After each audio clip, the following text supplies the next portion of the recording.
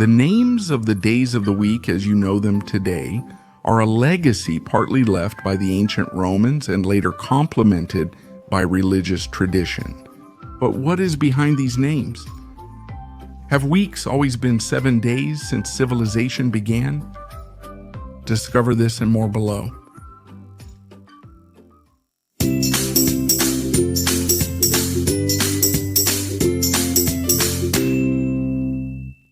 The origin of the names of the days of the week in Spanish comes from ancient Rome.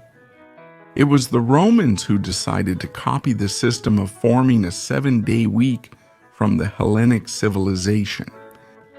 In fact, the word semana comes from the late Latin septimana, which in turn comes from the Latin septem, meaning 7. However, until that time, the Romans had a system based on 8-day weeks called the nundinal cycle. And furthermore, the way of designating the days of the month was much more complex, which had been inherited from the time of the primitive lunar calendar.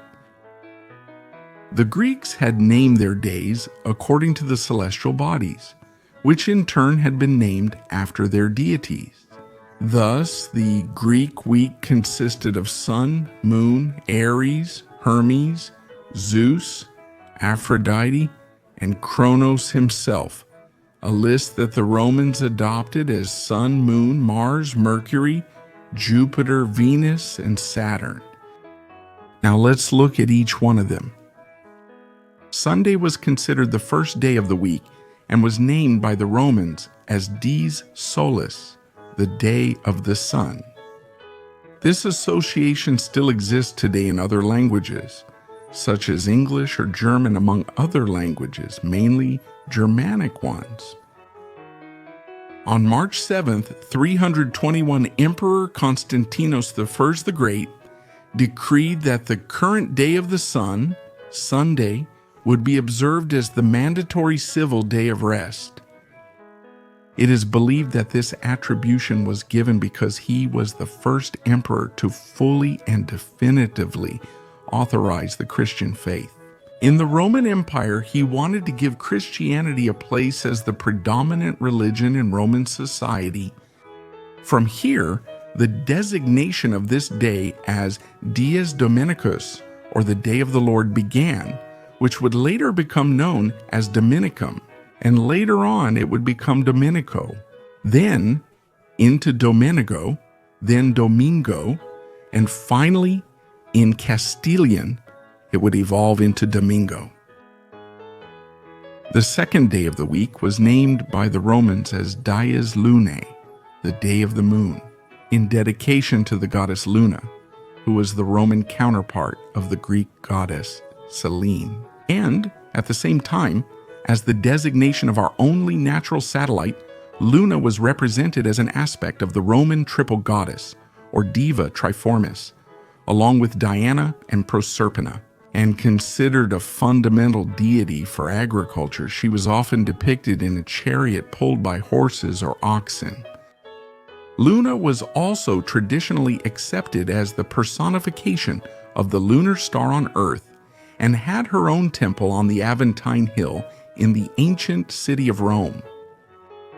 From the original name Dies Lunae, it passed into Vulgar Latin simply as Lunis, which soon evolved into Spanish as Lunes. The next day, designated by the ancient Romans, was Dies Martis, which translates as the Day of Mars, the god of war, who was the equivalent of the god Ares from the Greek pantheon. Mars was the son of Jupiter and Juno, and he was often associated with masculine virility.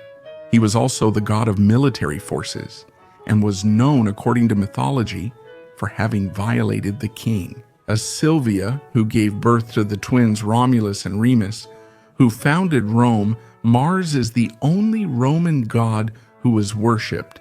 Dedication both for a day of the week and for a month of the year through Martius, which later became March. In fact, it was in this month of March when most festivals in his name were held. From the original form, Dies Martis spread in late Latin simply as Martis, and later, in Proto-Hispanic Romance, it evolved into Martes. Before we continue, don't forget to subscribe to this channel and turn on the notification bell to get notified about new videos.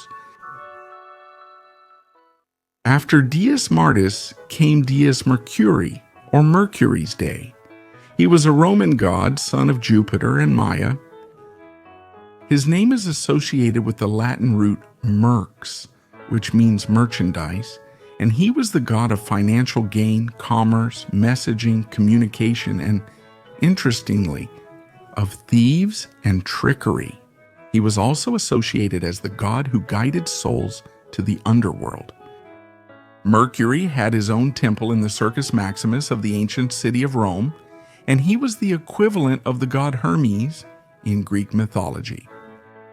From the classical Latin form Dies Mercuri, it followed to the late Latin Mercuries, but as vulgar Latin developed in the Iberian Peninsula, it evolved into Mercury. Then Mercury, and later Mercor, which would become Mircors in medieval Castilian, and finally Wednesday in modern Spanish. The fifth Roman day was named Dies Iovis, that is, the day of Jupiter. Jupiter was the main god of the Roman pantheon, the father of gods and men, and he was equivalent to the god Zeus in Greek mythology.